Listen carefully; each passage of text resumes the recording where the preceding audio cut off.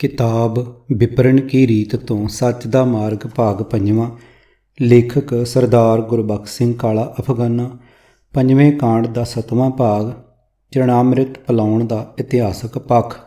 आवाज़ गुरजंट सिंह रूपवाली। वाहिगुरू जी का खालसा वाहिगुरू जी की फतेह। ਸਾਰੇ ਇਤਿਹਾਸਕਾਰ ਮੰਨਦੇ ਹਨ ਕਿ ਸਭ ਤੋਂ ਪਹਿਲਾਂ ਬੇਬੇ ਨਾਨਕੀ ਜੀ ਗੁਰੂ ਨਾਨਕ ਸਾਹਿਬ ਜੀ ਦੇ ਸਿੱਖ ਬਣੇ ਸਨ। ਦੂਜੇ ਸਿੱਖ ਰਾਏ ਬੁਲਾਰ ਜੀ ਮੰਨੇ ਜਾਂਦੇ ਹਨ ਕਿ ਸਤਿਗੁਰਾਂ ਨੇ ਇਹਨਾਂ ਨੂੰ ਪਹਿਲਾਂ ਚਰਨਾਮ੍ਰਿਤ ਪਿਲਾ ਲਈ ਹੋਵੇਗੀ। ਸਿੱਖਿਆ ਦੇਣ ਵਾਲੇ ਅਤੇ ਸਿੱਖਿਆ ਲੈਣ ਵਾਲੇ ਵਿੱਚ ਗੁਰੂ ਚੇਲੇ ਦਾ ਰਿਸ਼ਤਾ ਆਪਣੇ ਆਪ ਹੀ ਕਾਇਮ ਹੋ ਜਾਂਦਾ ਹੈ। ਹਰਿਦੁਆਰ ਵਿਖੇ ਗੰਗਾ ਦਾ ਪਾਣੀ ਲਹਿੰਦੇ ਵੱਲ ਨੂੰ ਚੱਟਣਾ ਆਰੰਭ ਕਰ ਦੇਣ ਵਿੱਚ ਸਤਿਗੁਰਾਂ ਦਾ ਬੜਾ ਬਹੁਮੁੱਲਾ ਗਿਆਨ ਲੁਕਿਆ ਹੋਇਆ ਸੀ। ਲਹਿੰਦੇ ਵੱਲ ਨੂੰ ਪਾਣੀ ਝੱਟਣ ਲੱਗ ਪੈਣ ਤੋਂ ਪਹਿਲਾਂ ਕਿ ਗੁਰੂ ਨਾਨਕ ਸਾਹਿਬ ਜੀ ਨੇ ਲੋਕਾਂ ਨੂੰ ਚਰਨ ਧੋ ਕੇ ਪਿਲਾ ਲਏ ਸਨ। ਫੁੱਟਨੋਟ: ਸਾਖੀ ਹੈ ਕਿ ਗੁਰੂ ਨਾਨਕ ਸਾਹਿਬ ਜੀ ਇੱਕ ਵਾਰ ਹਰਿਦੁਆਰ ਗਏ ਤਾਂ ਉਹਨਾਂ ਵੇਖਿਆ ਕਿ ਬਹੁਤ ਸਾਰੇ ਲੋਕ ਸੂਰਜ ਵੱਲ ਨੂੰ ਮੂੰਹ ਕਰਕੇ ਗੰਗਾ ਨਦੀ ਦਾ ਪਾਣੀ ਉਤਾਂਹ ਨੂੰ ਸੁੱਟ ਰਹੇ ਸਨ। ਗੁਰਦੇਵ ਜੀ ਦੇ ਪੁੱਛਣ 'ਤੇ ਪਾਂਡਿਆਂ ਨੇ ਦੱਸਿਆ ਕਿ ਉਹ ਉੱਪਰ ਵਸਦੇ ਆਪਣੇ ਪਿੱਤਰਾਂ ਨੂੰ ਅਤੇ ਨਾਲ ਹੀ ਸੂਰਜ ਨੂੰ ਪਾਣੀ ਪਿਲਾ ਰਹੇ ਹਨ, ਅਤੇ ਇਹ ਵੀ ਦੱਸਿਆ ਕਿ ਪਿੱਤਰ ਲੋਕ ਕਈ ਕਰੋੜ ਮੀਲ ਸੂਰਜ ਤੋਂ ਵੀ ਅੱਗੇ ਹੈ।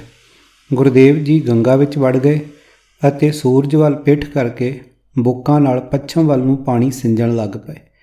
ਪੁੱਠਾ ਕੰਮ ਸਮਝ ਕੇ ਲੋਕ ਬਾਬਾ ਜੀ ਦੇ ਦੁਆਲੇ ਆ ਜੁੜੇ ਅਤੇ ਪੁੱਛਿਆ, ਉਹ ਪੁੱਠੇ ਪਾਸੇ ਪਾਣੀ ਸੁੱਟ ਕੇ ਵਿਅਰਥ ਦੀ ਖੇਚਲ ਕਿਸ ਕਾਰਨ ਕਰ ਰਹੇ ਹਨ।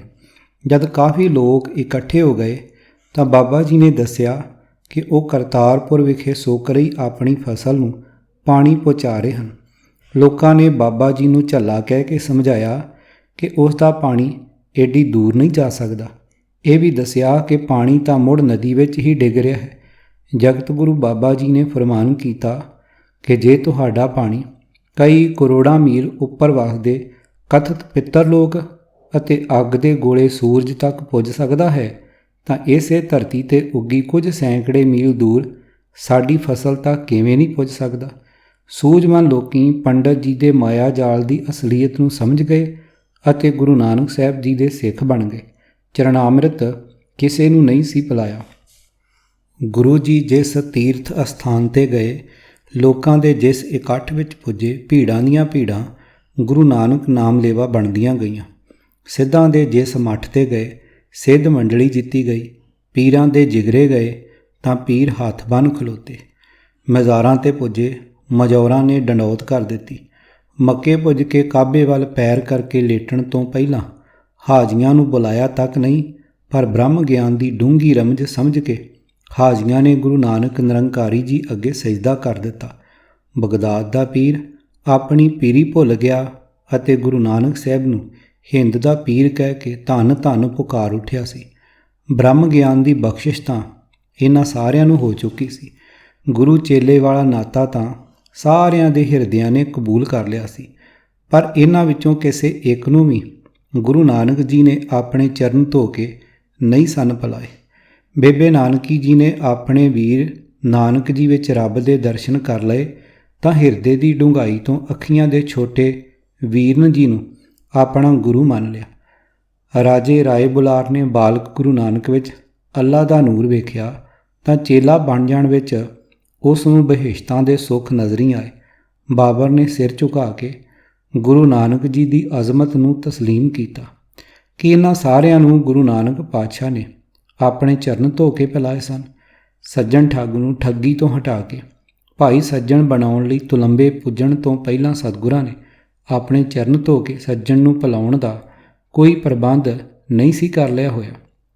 ਕੌਡੇ ਰਾਖਸ਼ ਨੇ ਵੀ ਸਤਿਗੁਰਾਂ ਨੂੰ ਸੁਨੇਹਾ ਨਹੀਂ ਸੀ ਭੇਜਿਆ ਕਿ ਆਓ ਮੈਂ ਚਰਨ ਧੋ ਕੇ ਪੀਣ ਲਈ ਤਿਆਰ ਹਾਂ। ਨੂਰ ਸ਼ਾਹ ਦਾ ਅਤੇ ਲਹੂ ਪੀਣੇ ਠੱਗਾਂ ਦਾ ਨਿਸਤਾਰਾ ਵੀ ਚਰਨ ਧੋ ਕੇ ਪਿਲਾਉਣ ਵਾਲੀ ਸ਼ਰਤ ਨਾਲ ਨਹੀਂ ਜੁੜਿਆ ਹੋਇਆ।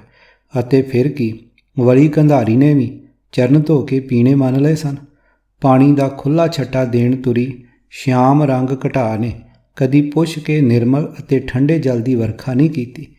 ਗੁਰੂ ਨਾਨਕ ਜੀ ਗਿਆਨ ਦੀ ਵਰਖਾ ਨਾਲ ਜੀਵਾਂ ਦੇ ਤਪਦੇ ਹਿਰਦਿਆਂ ਨੂੰ ਠਾਰਦੇ ਹੋਏ ਦੇਸ਼ ਦੇਸ਼ਾਂਤਰਾਂ ਵਿੱਚ ਪੁੱਜਦੇ ਅਤੇ ਹੋਰ ਅਗਾਂਹ ਤੋਂ ਅਗਾਂਹ ਤੁਰੇ ਜਾਂਦੇ ਸਨ। ਉਹਨਾਂ ਲੋਕਾਂ ਨੇ ਵੀ ਗੁਰਦੇਵ ਜੀ ਦੇ ਚਰਨ ਧੋ ਕੇ ਨਹੀਂ ਸਨ ਪੀਤੇ ਹੋਏ, ਜਿਹੜੇ ਸਤਿਗੁਰਾਂ ਦੀ ਪਾਵਨ ਦੇਹ ਨੂੰ ਇਸਲਾਮੀ ਢੰਗ ਨਾਲ ਕਬਰ ਵਿੱਚ ਦਫਨਾਉਣਾ ਚਾਹੁੰਦੇ ਸਨ। ਗੁਰਮਤਿ ਗਿਆਨ ਚਰਨਾਮ੍ਰਿਤ ਵਿੱਚ ਨਹੀਂ ਲੁਕਿਆ ਹੋਇਆ। ਗੁਰੂ ਨਾਨਕ ਦੇਵ ਜੀ ਦੇ ਚਰਨ ਧੋ ਕੇ ਪੀ ਲੈਣ ਨਾਲ ਹੀ ਬ੍ਰਹਮ ਗਿਆਨ ਦੀ ਸੋਝੀ ਨਹੀਂ ਸੀ ਹੋ ਜਾਂਦੀ। ਕਰਮਕਾਂਡੀ ਬੰਧਨਾਂ ਦੇ ਪ੍ਰਚਾਰਕ ਬਿਪਰਾਂ ਨੂੰ ਮੱਤ ਦੇਣ ਵਾਲੇ ਗੁਰੂ ਨਾਨਕ ਸਾਹਿਬ ਜੀ ਨੂੰ ਕਿਸੇ ਕਰਮਕਾਂਡੀ ਰੀਤੀ ਰਿਵਾਜ ਨਾਲ ਜੋੜਨ ਵਾਲੇ ਵੀਰੋ, ਆਓ ਅਜਿਹੇ ਪਾਪ ਤੋਂ ਬਚੇ ਰਹੀਏ। ਗੁਰਮਤਿ ਗਿਆਨ ਤੋਂ ਸਖਣੇ ਹੋਣ ਕਰਕੇ ਅਸੀਂ ਅਜਿਹੀਆਂ ਭੁੱਲਾਂ ਕਰ ਰਹੇ ਹਾਂ। ਸੰਗਤਾਂ ਦਾ ਵੀ ਕੀ ਦੋਸ਼। ਸਿੱਖੀ ਦੇ ਵੈਰੀ ਡੇਰੇਦਾਰਾਂ ਨੇ ਭਾਈ ਗੁਰਦਾਸ ਜੀ ਦੀਆਂ ਵਾਰਾਂ ਵਿੱਚੋਂ ਪਹਿਲੀ ਵਾਰ ਦੀ 23ਵੀਂ ਪੌੜੀ ਦੀ ਤੁਕ ਸੁਣਾ ਕੇ ਸਾਰਿਆਂ ਦੀ ਤਸੱਲੀ ਕਰਾਈ ਜਾਣ ਵਾਲਾ ਹਥਿਆਰ ਜੋ ਫੜਿਆ ਹੋਇਆ ਹੈ, ਅਸ਼ੁੱਧ ਅਰਥਾਂ ਨਾਲ ਵਰਤੀ ਜਾ ਰਹੀ ਉਹ ਤੁਕ ਇਸ ਪ੍ਰਕਾਰ ਹੈ। ਸੁਣੀ ਪੁਕਾਰ ਦਾਤਾਰ ਪ੍ਰਭ, ਗੁਰੂ ਨਾਨਕ ਜਗ ਮਾਹੀ ਪਠਾਇਆ, ਚਰਨ ਧੋਏ ਰਹਿਰਾਸ ਕਰ, ਚਰਨਾਮ੍ਰਿਤ ਸਿੱਖਾਂ ਪੀ ਲਾਇਆ। ਸਿੱਖਾਂ ਨੂੰ ਭੁਲਾਇਆ ਸਿੱਖ ਬਣਨ ਵਾਲਿਆਂ ਦੀ ਗੱਲ ਨਹੀਂ ਹੈ। ਜ਼ਰਾ ਦਿਮਾਗ ਨੂੰ ਖੇਚਲ ਦੇ ਕੇ ਵਿਚਾਰੀਏ ਤਾਂ ਇਹ ਸਾਫ਼ ਸਿੱਧ ਹੋ ਰਿਹਾ ਹੈ ਕਿ ਚਰਨਾਮ੍ਰਿਤ ਉਹਨਾਂ ਨੂੰ ਪਿਲਾਇਆ ਗਿਆ ਸੀ ਜਿਹੜੇ ਗੁਰੂ ਦੇ ਸਿੱਖ ਬਣ ਚੁੱਕੇ ਸਨ। ਜਿਸ ਪੌੜੀ ਵਿੱਚੋਂ ਇਹ ਤੁਕ ਲਈ ਗਈ ਹੈ, ਉਸ ਸਾਰੀ ਪੌੜੀ ਵਿੱਚੋਂ ਹੀ ਇਹ ਟੋ ਜ਼ਰਾ ਨਹੀਂ ਮਿਲਦੀ ਕਿ ਚਰਨਾਮ੍ਰਿਤ ਉਹਨਾਂ ਮਨੁੱਖਾਂ ਨੂੰ ਪਿਲਾਇਆ ਗਿਆ ਸੀ ਜਿਨ੍ਹਾਂ ਨੇ ਅਜੇ ਸਿੱਖ ਬਣਨਾ ਸੀ। ਪੂਰੀ ਪੌੜੀ ਇਸ ਤਰ੍ਹਾਂ ਹੈ। ਸੁਣੀ ਪੁਕਾਰ ਦਾਤਾਰ ਪ੍ਰਭ, ਗੁਰੂ ਨਾਨਕ ਜਗ ਮਾਹੀ ਪਠਾਇਆ, ਚਰਨ ਧੋਏ ਰਹਿਰਾਸ ਕਰ, ਚਰਨਾਮ੍ਰਿਤ ਸਿੱਖਾਂ ਪੀ ਲਾਇਆ, ਪਾਰ ਬ੍ਰਹਮ ਪੂਰਨ ਬ੍ਰਹਮ, ਕਲਯੁਗ ਅੰਦਰ ਇੱਕ ਦਿਖਾਇਆ, ਚਾਰੇ ਪੈਰ ਧਰਮ ਦੇ, ਚਾਰ ਵਰਨ ਇੱਕ ਵਰਨ ਕਰਾਇਆ, ਰਾਣਾ ਰੰਕ ਬਰਾਬਰੀ, ਪੈਰੀ ਪਾਵਣਾ ਜਗ ਵਰਤਾਇਆ, ਉਲਟਾ ਖੇਲ ਭਰਮ ਦਾ, ਪੈਰਾਂ ਉੱਪਰ ਸੀਸ ਨਿਵਾਇਆ, ਕਲਯੁਗ ਬਾਬੇ ਤਾਰਿਆ, ਸਤਨਾਮ ਪੜ ਮੰਤਰ ਸੁਣਾਇਆ, ਕਲ ਤਾਰਨ ਗੁਰੂ ਨਾਨਕ ਆਇਆ। ਭਾਵ ਗਲਾਨੀ ਦੇ ਸਭ ਸਮਾਨ ਉਡਾ ਕੇ ਪ੍ਰੇਮਾ ਭਗਤੀ, ਵਾਹਿਗੁਰੂ ਦੀ ਏਕਤਾ, ਮਨੁੱਖਤਾ ਦੀ ਸਹੋਦਰਤਾ, ਪਰਸਪਰ ਪਿਆਰ, ਨਿਮਰਤਾ ਅਤੇ ਧਰਮ ਨੂੰ ਧਾਰਨ ਕਰਨਾ ਸਿਖਾ ਦਿੱਤਾ। ਇਉਂ ਗੁਰੂ ਨਾਨਕ ਸਾਹਿਬ ਜੀ ਨੇ ਦੁਖੀ ਸੰਸਾਰ ਦੇ ਦੁੱਖਾਂ ਦਾ ਦਾਰੂ ਕੀਤਾ। ਨਿਮਰਤਾ ਦਾ ਉਪਦੇਸ਼ ਦੇਣ ਵਾਲੀ ਇਸ ਰੀਤ ਦਾ ਜ਼ਿਕਰ ਭਾਈ ਗੁਰਦਾਸ ਜੀ ਨੇ 16ਵੀਂ ਵਾਰ ਦੀ 19ਵੀਂ ਪੌੜੀ ਵਿੱਚ ਵੀ ਕੀਤਾ। ਚਰਨ ਰੇਨ ਮਸਤਕ ਤਿਲਕ, ਭਰਮ ਕਰਮ ਦਾ ਲੇਖ ਮਿਟਾਏ, ਚਰਨੋਦਕ ਲੈ ਆਚਮਨ, ਹਉਮੈ ਦੁਬਦਾ ਰੋਗ ਗਵਾਏ। ਅਰਥ, ਚਰਨਾਂ ਦੀ ਧੂੜੀ ਮੱਥੇ ਦਾ ਤਿਲਕ ਬਣ ਕੇ ਭਰਮ ਕਰਮ ਦੀ ਲਿਖਤ ਮਿਟਾ ਦਿੰਦੀ ਹੈ। ਗੁਰੂ ਦੇ ਚਰਨਾਮ੍ਰਿਤ ਦਾ ਆਚਮਨ ਲੈ ਇਹ ਹਉਮੈ ਅਤੇ ਦੁਬਦਾ ਦੇ ਰੋਗ ਗਵਾ ਦੇਵੇਗਾ। ਵਾਰਾਂ ਭਾਈ ਗੁਰਦਾਸ ਜੀ ਸਟੀਕ ਭਾਈ ਵੀਰ ਸਿੰਘ ਜੀ ਸਫਾ 269। ਭਾਈ ਗੁਰਦਾਸ ਜੀ ਨੇ ਤਾਂ ਇਹ ਸਮਝਾਇਆ ਹੈ ਕਿ ਸਤਿਗੁਰਾਂ ਨੇ ਆਪਣੇ ਸਿੱਖਾਂ ਦੇ ਮਨਾਂ ਵਿੱਚੋਂ ਹਉਮੈ ਹੰਕਾਰ ਨੂੰ ਮਾਰ ਕੇ ਪ੍ਰਭੂ ਨਾਲ ਜੋੜ ਦੇਣ ਲਈ ਚਰਨਾਮ੍ਰਿਤ ਇੱਕ ਦਾਰੂ ਵਜੋਂ ਵਰਤਿਆ ਸੀ। ਡੇਰੇਦਾਰ ਮਹਾਂਪੁਰਖ ਨੇ ਅਰਥ ਵਿਗਾੜ ਕੇ ਇਹ ਬਣਾ ਦਿੱਤਾ ਕਿ ਗੁਰੂ ਵਾਲਾ ਬਣਨ ਲਈ ਸਤਿਗੁਰੂ ਜੀ ਚਰਨ ਧੋ ਕੇ ਪਿਆਇਆ ਕਰਦੇ ਸਨ। ਭਾਈ ਦੇਸਾ ਸਿੰਘ ਜੀ ਰਹਿਤਨਾਮੇ ਵਿੱਚ ਲਿਖੇ ਪਹੁਲ ਬਾਰੇ ਬਚਨ ਇਸ ਪ੍ਰਕਾਰ ਹਨ। ਪ੍ਰਥਮ ਰਹਿਤ ਜਹ ਜਾਨ, ਖੰਡੇ ਕੀ ਪਾਹੁਲ ਛਕੇ, ਸੋਈ ਸਿੰਘ ਪ੍ਰਧਾਨ, ਅਵਰ ਨਾ ਪਾਹੁਲ ਜੋ ਲਏ। ਵਿਚਾਰ, ਜਦ ਗੁਰੂ ਘਰ ਵਿੱਚ ਖੰਡੇ ਬਾਟੇ ਦੀ ਪਹੁਲ ਏਡੀ ਚਮਤਕਾਰੀ ਸਾਕੇ ਦੁਆਰਾ ਤਿਆਰ ਹੋ ਕੇ ਪ੍ਰਚਲਿਤ ਹੋ ਚੁੱਕੀ ਸੀ ਤਾਂ ਇਹ ਕਿਵੇਂ ਮੰਨ ਲਿਆ ਜਾਵੇ ਕਿ ਸਿੱਖ ਜਗਤ ਵਿੱਚ ਕੋਈ ਹੋਰ ਪਹੁਲ ਵੀ ਪਿਲਾਈ ਜਾਣ ਦਾ ਰਿਵਾਜ ਸੀ। ਨਿਰਸੰਦੇਹ ਇਹ ਜ਼ਿਕਰ ਉਸੇ ਪਹੁਲ ਦਾ ਹੈ ਜਿਹੜੀ ਹਿੰਦੂ ਧਰਮ ਵਿਚਲੇ ਸਾਧ ਮੱਠ ਆਦਿ ਪਿਲਾਇਆ ਕਰਦੇ ਸਨ। ਜਿਵੇਂ ਅੱਜ ਵੀ ਕਈ ਸਿੱਖ ਦੇਵੀ ਦੇਵਤਿਆਂ ਦੇ ਮੰਦਰਾਂ ਅਤੇ ਤੀਰਥਾਂ 'ਤੇ ਜਾਂਦੇ ਵੇਖੇ ਜਾ ਸਕਦੇ ਹਨ।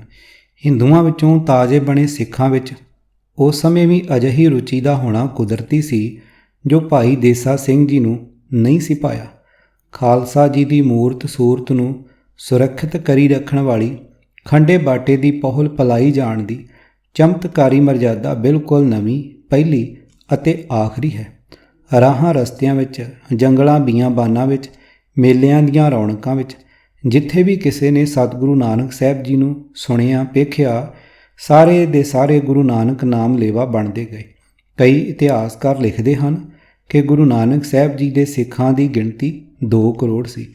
ਪਰ ਕੋਈ ਖੋਜੀ ਇਤਿਹਾਸਕਾਰ ਸਤਿਗੁਰਾਂ ਦੇ ਨਾਮ ਲੇਵਾ ਪਰਵਾਨਿਆਂ ਦੀ ਗਿਣਤੀ 2 ਕਰੋੜ ਤੋਂ ਵੀ ਵੱਧ ਦੱਸ ਰਿਹਾ ਹੈ। ਇਹੀ ਕਾਰਨ ਹੈ ਕਿ ਭਾਈ ਗੁਰਦਾਸ ਜੀ ਨੇ ਗੁਰੂ ਨਾਨਕ ਸਾਹਿਬ ਜੀ ਨੂੰ ਜਗਤ ਗੁਰੂ ਬਾਬਾ ਲਿਖਿਆ ਹੈ। ਪੈਰ ਧੋ ਕੇ ਪੀਣ ਵਾਲਿਆਂ ਨੂੰ ਹੀ ਸਿੱਖ ਮੰਨਣ ਵਾਲਾ ਜਗਤ ਗੁਰੂ ਨਹੀਂ ਅਖਵਾ ਸਕਦਾ। ਸਿੱਖ ਬਣਾਉਣ ਲਈ ਸਤਿਗੁਰਾਂ ਦੀ ਜੇ ਕੋਈ ਸ਼ਰਤ ਹੈ ਸੀ ਤਾਂ ਕੇਵਲ ਇਹ, ਸਿਰ ਧਰ ਤਲੀ ਗਲੀ ਮੇਰੀ ਆਓ, ਪੰਨਾ 1412, ਅਤੇ ਪਹਿਲਾ ਮਰਨ ਕਬੂਲ, ਜੀਵਨ ਕੀ ਛੱਡ ਆਸ, ਹੋ ਸਭਨਾ ਕੀ ਰੇਣੁਕਾ, ਤੋ ਆਓ ਹਮਾਰੇ ਪਾਸ, ਪੰਨਾ 1102। ਭਾਵ ਆਪਣਾ ਆਪ ਗਵਾ ਕੇ ਗੁਰੂ ਦੀ ਸ਼ਰਨ ਵਿੱਚ ਆਉਣਾ ਹੈ। ਹੰਕਾਰ ਵਾਲੀ ਪਹਿਲੀ ਮੱਤ ਨੂੰ ਤਲਾਂਜਲੀ ਦੇ ਕੇ ਗੁਰੂ ਦੀ ਮੱਤ ਅਨੁਸਾਰ ਜੀਵਨ ਬਣਾਉਣ ਲਈ ਹਿਰਦਾ ਤਿਆਰ ਕਰਕੇ ਸਤਿਗੁਰਾਂ ਦੀ ਸ਼ਰਣੀ ਆਉਣ ਵਾਲਾ ਤਾਂ ਬੂੜੇ ਤੋਂ ਬਾਬਾ ਬੁੱਢਾ ਜੀ, ਮਨਸੁਖ ਤੋਂ ਭਾਈ ਮਨਸੁਖ ਜੀ ਅਤੇ ਲਹਿਣਾ ਜੀ ਤੋਂ ਸਤਿਗੁਰੂ ਅੰਗਦ ਸਾਹਿਬ ਜੀ ਬਣ ਸਕਦੇ ਸਨ।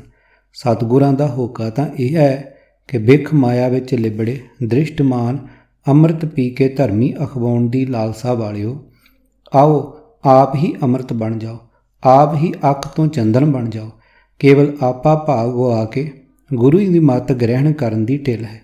ਬਿਖ ਸੇ ਅੰਮ੍ਰਿਤ ਭਏ, ਗੁਰਮਤਿ ਬੁੱਧ ਪਾਈ, ਅੱਕੋਂ ਪਰਮਲ ਭਏ, ਅੰਤਰਵਾਸ ਨਾ ਵਸਾਈ, ਪੰਨਾ 565। ਅਰਥ, ਜਿਹੜਾ ਮਨੁੱਖ ਗੁਰੂ ਦੀ ਮੱਤ ਉੱਤੇ ਤੁਰ ਕੇ ਸ੍ਰੇਸ਼ਟ ਅਕਲ ਪ੍ਰਾਪਤ ਕਰ ਲੈਂਦਾ ਹੈ, ਉਹ ਮਾਨੋ ਜ਼ਹਿਰ ਤੋਂ ਅੰਮ੍ਰਿਤ ਬਣ ਜਾਂਦਾ ਹੈ, ਉਹ ਮਾਨੋ ਅੱਗ ਤੋਂ ਚੰਦਨ ਬਣ ਜਾਂਦਾ ਹੈ।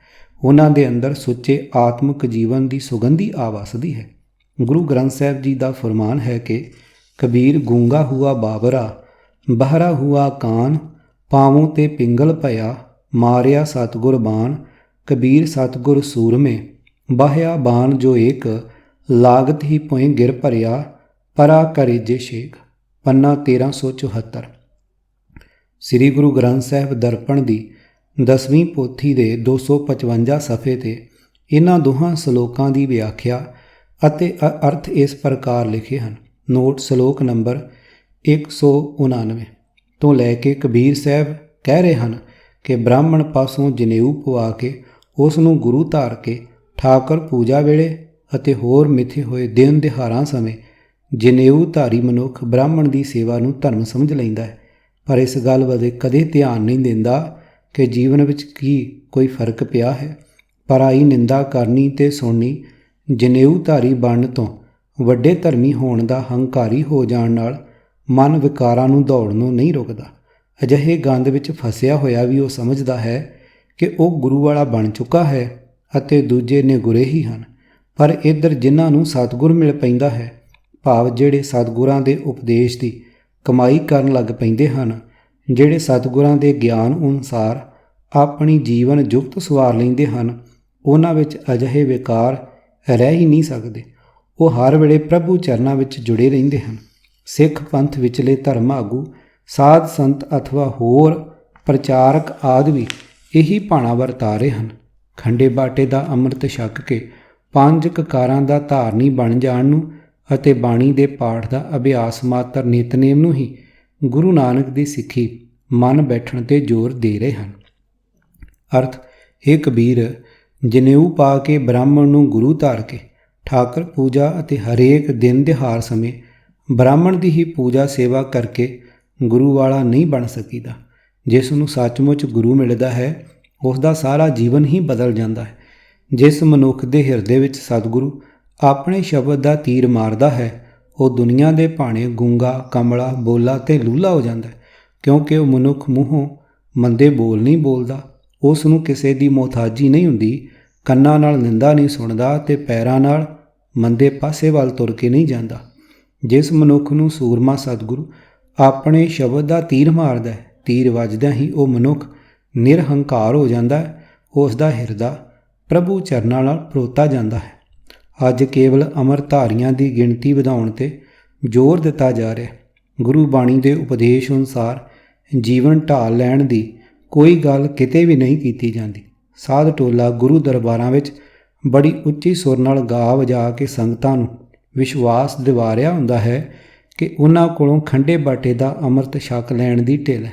ਮਨੁੱਖ ਦਾ ਲੋਕ ਪਰਲੋਕ ਸਵਰ ਜਾਂਦਾ ਹੈ, ਪਰ ਸਤਿਗੁਰਾਂ ਦੇ ਸਪਸ਼ਟ ਫਰਮਾਨ ਹਨ ਕਿ ਪ੍ਰਭੂ ਦੀ ਪ੍ਰਾਪਤੀ ਦੀ ਆਸ ਨਾਲ, ਆਪਣੇ ਆਪ ਨੂੰ ਵੱਡਾ ਧਰਮੀ ਬਣਾ ਲੈਣ ਦੀ ਸਦਰ ਨਾਲ, ਅਥਵਾ ਗੁਰੂ ਪਰਮੇਸ਼ਵਰ ਨੂੰ ਪ੍ਰਸੰਨ ਕਰ ਲੈਣ ਦੇ ਹੱਠ ਨਾਲ ਕੀਤਾ ਹੋਇਆ ਕੋਈ ਵੀ ਸਰੀਰਕ ਕਰਮ ਫੋਕਟ ਕਰਮਕਾਂਡ ਹੀ ਹੈ।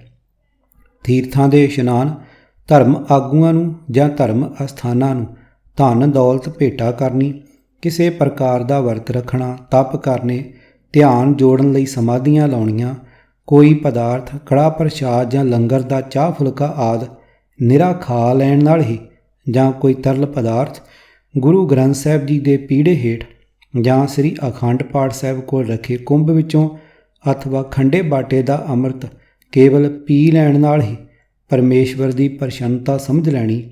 ਇੱਥੋਂ ਤੱਕ ਕਿ ਕੇਵਲ ਜ਼ੁਬਾਨ ਨਾਲ ਕੋਈ ਕਿਸੇ ਸ਼ਬਦ ਦਾ ਜਾਂ ਮੰਤਰ ਦਾ ਜਾਪ ਕਰੀ ਜਾਣ ਨਾਲ ਜਾਂ ਮੂੰਹੋਂ ਹਰੀ ਹਰੀ ਕਹੀ ਜਾਣ ਨਾਲ ਵੀ ਆਤਮਿਕ ਜੀਵਨ ਕਦੇ ਨਹੀਂ ਸੌਰਦਾ।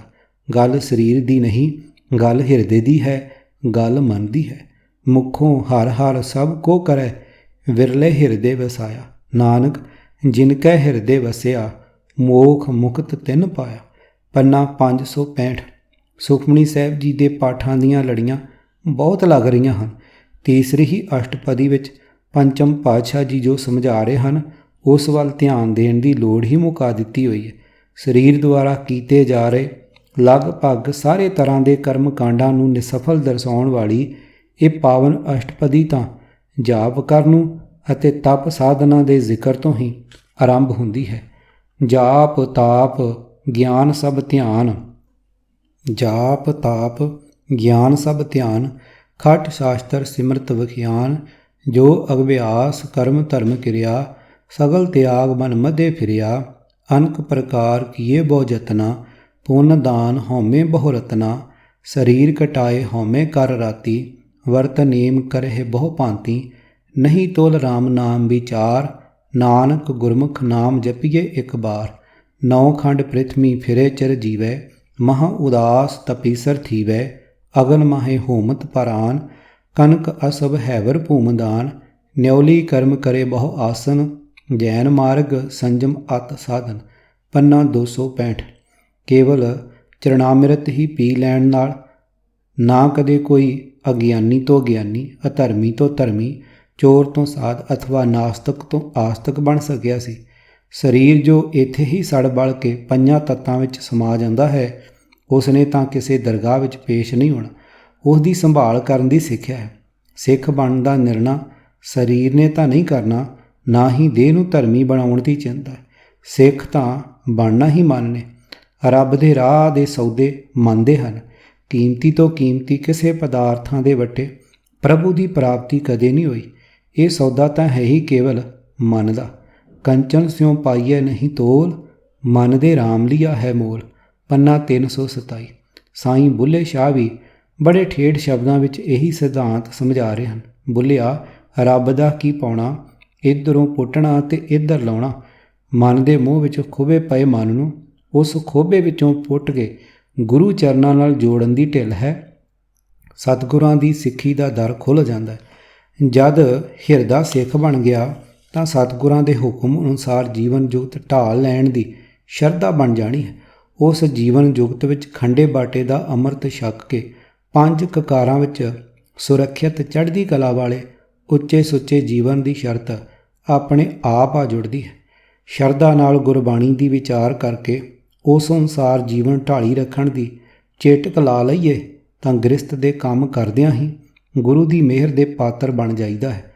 ਮਨੁੱਖ ਕੱਚ ਤੋਂ ਸੋਨਾ ਬਣ ਜਾਂਦਾ ਹੈ। ਹਿਰਦੇ ਵਿੱਚ ਨਾਮ ਦਾ ਵਾਸਾ ਹੋਣਾ ਆਰੰਭ ਹੋ ਜਾਂਦਾ ਹੈ। ਫਿਰ ਮਨ ਕਰਕੇ ਪ੍ਰਭੂ ਨਾਮ ਦਾ ਸਿਮਰਨ ਕਰਦਾ ਰਹਿਣ ਵਾਲਾ ਮਨੁੱਖ ਜ਼ਹਿਰ ਤੋਂ ਅੰਮ੍ਰਿਤ ਬਣ ਜਾਂਦਾ ਹੈ ਅਤੇ ਕੱਚੋਂ ਕੰਚਨ ਭਇਓ, ਸ਼ਬਦ ਗੁਰ ਸਰਵਣੇ ਸੁਣਿਓ। ਬਿਖਤੇ ਅੰਮ੍ਰਿਤ ਹੋਇਓ, ਨਾਮ ਸਤਿਗੁਰ ਮੁਖ ਭਣਿਓ। ਲੋਹੋਂ ਹੋਇਓ ਲਾਲ ਨਦਰ, ਸਤਿਗੁਰ ਜਦ ਧਾਰੈ। ਪਾਹਣ ਮਾਣਕ ਕਰੈ, ਗਿਆਨ ਗੁਰ ਕਹਿਓ ਵਿਚਾਰੈ। ਕਾਠੋਂ ਸ਼੍ਰੀ ਖੰਡ ਸਤਿਗੁਰ ਕੀਓ, ਦੁਖ ਦਰਿਦਰ ਤਿਨਕੇ ਗਏ। ਸਤਿਗੁਰੂ ਚਰਨ ਜਿਨ ਪਰਸਿਆ, ਸੇ ਪਛ ਪਰੇਤ ਸੁਰ ਨਰ ਪਏ। ਪੰਨਾ 1399। ਗੁਰੂ ਸ਼ਬਦ ਸੁਣਨ ਲਈ ਨਾ ਕੋਈ ਪਾਬੰਦੀ ਹੈ ਤੇ ਨਾ ਹੀ ਕੋਈ ਸ਼ਰਤ। ਨਿਮਰਤਾ ਸਹਿਤ ਗੁਰਮਤਿ ਸਿੱਖਣ ਦੀ ਦਿਲੀ ਉਮੰਗ ਗੁਰਮਤਿ ਅਨੁਸਾਰ ਜੀਵਨ ਢਾਲ ਲੈਣ ਦੀ ਲਾਲਸਾ, ਪ੍ਰਭੂ ਨਾਮ ਦੀਆਂ ਵਡਿਆਈਆਂ ਦੀ ਵਿਚਾਰ ਦੀ ਚੇਟਕ ਲਾਉਣ ਲਈ ਜੋਦੜੀਆਂ, ਹਿਰਦੇ ਵਿੱਚ ਲੱਗੇ ਪ੍ਰਭੂ ਦੇ ਦਰਬਾਰ ਦਾ ਨਿਰਮਲ ਭਾਉ ਟਿਕਿਆ ਰਹਿਣ ਦੀ ਲੋੜ ਹੈ। ਨਾਨਕ ਜਿਨ ਮਨ ਭਾਉ ਤਿਨਾ ਮਨ ਭਾਉ। ਪੰਨਾ 465। ਮਨੁੱਖ ਦਾ ਜੀਵਨ ਅੰਮ੍ਰਿਤ ਬਣ ਜਾਂਦਾ ਹੈ।